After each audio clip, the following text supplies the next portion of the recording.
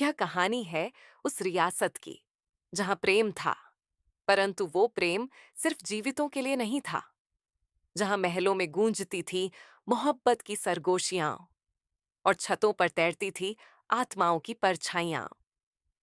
राजा वीर सिंह की रियासत शौर्य और वैभव की मिसाल मानी जाती थी, परंतु उस महल की छत पर हर अमावस की रात एक अजीब रोशनी दिखाई देती थी, जैसे कोई वहां अपनी मौजूदगी जताता हो, कोई जो अब जीवित नहीं।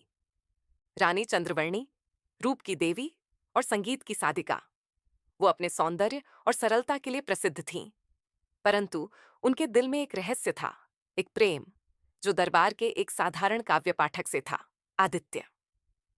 राजा वीर सिंह को जब इस प्रेम का आभास हुआ, उन्होंने आदित्य को राज्यद्रोही घोषित करवा दिया और रानी चंद्रवर्णी ने उसी रात छत से कूदकर अपने जीवन का अंत कर दिया। सालों बीत गए और अब महल की नई रानी सौम्या थी, परंतु हर रात उसे कोई पुकारता था, छत की ओर खींचता था। वहां गूंजती थी एक अधूरी रागिनी, वही राग जो कभी आदित्य गुनगुनाया करता था। एक रात सौम्या को महल की पुरानी तिजोरी से चंद्रवर्णी की डायरी मिली। हर पन्ने में लिखा था, मैं लौटूंगी, अधूरी नहीं रहूंगी। और तभी शुरू होता है एक आत्मा और एक जीवित स्त्री का संवाद, एक प्रेम कथा जो देह की सीमा पार कर आत्मा से आत्मा तक बहती है। सौम्या, तुम मुझे सुन पा रही हो ना? तुम्हारी हर रात की बेचैनी, वो रागिनी की गूंज, वो मैं हूं। मैं, चंद्रवर्णी, इस महल की रानी और उस प्रेम की बंदी जो कभी पूरा नहीं हो पाया। मैं रूप की देवी कहलाई, संगीत की साधिका मानी गई, पर कोई नहीं जानता था कि मेरे हृदय में एक गीत गूंजता था, प्रेम का गीत, जिसे मेरे दरबार के एक साधारण काव्य पाठक ने रचा था, आदित्य। हम पहली बार तब मिले जब उसने सभा में एक कविता पढ़ी। हर शब्द जैसे मेरी आत्मा को छू गया। वो एक कवि था और मैं एक रानी, पर हमारे बीच सिर्फ सामाजिक भेद नहीं था, हमारे प्रेम पर सत्ता की तलवार लटक रही थी। हम चुपके चुपके मिले, रागों में, शब्दों में, आंखों की मुस्कान में। वो मुझे रानी नहीं, बस चंद्रवर्णी कहता था और मैं उसके सुरों में खो जाती थी।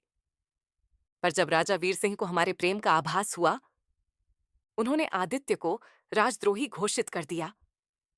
मैंने प्रार्थना की, गिड़गिड़ाई, पर प्रेम को गुनाह कहा गया। उसी रात जब आदित्य की सांसें छीनी जा रही थीं, मैंने इस छत से छलांग लगा दी। मेरे जिस्म ने साथ छोड़ा, पर मेरी आत्मा यहीं रह गई। हर अमावस की रात मैं उस अधूरी रागिनी को गुनगुनाती रही, जिसे आदित्य अधूरा छोड़ गया था, इसी आस में कि कोई आएगा जो मेरी रागिनी पूरी करेगा, जो मुझे सुनेगा, समझेगा और मुक्त करेगा। और फिर तुम आई, सौम्या। तुमने मेरी डायरी के पन्ने पलटे, तुमने मेरी कहानी जानी, और जब तुमने वो अधूरी रागिनी पूरी की, मैं मुक्त हो गई। पर जाने से पहले मैं तुम्हें बताना चाहती थी, प्रेम सिर्फ देह का बंधन नहीं होता, ये आत्मा से आत्मा का संवाद होता है, जो मृत्यु के पार भी जिंदा रहता है। मैं चली जाऊंगी अब, सौम्या, पर तुम्हारा स्पर्श, तुम्हारा सुर मुझे मेरी कहानी का अंत दे गया। अब ये महल फिर से सांस ले सकता है। अब कोई आत्मा यहां नहीं भटकेगी, क्योंकि एक प्रेम आखिरकार पूरा हो गया। आखिरी अमावस की रात सौम्या ने रागिनी पूरी की और अचानक महल की छत पर तेज रोशनी फैली। फिर एक शांत मौन। रानी चंद्रवर्णी की आत्मा मुक्त हो गई थी। कभी कभी मोहब्बत सिर्फ जिंदा लोग नहीं करते, कभी कभी आत्माएं भी प्यार करती हैं और इंतजार करती हैं किसी को जो उन्हें समझ सके। अगर आपको कहानी छू गई हो तो इसे अपने दिल के आंगन में जगह दीजिए।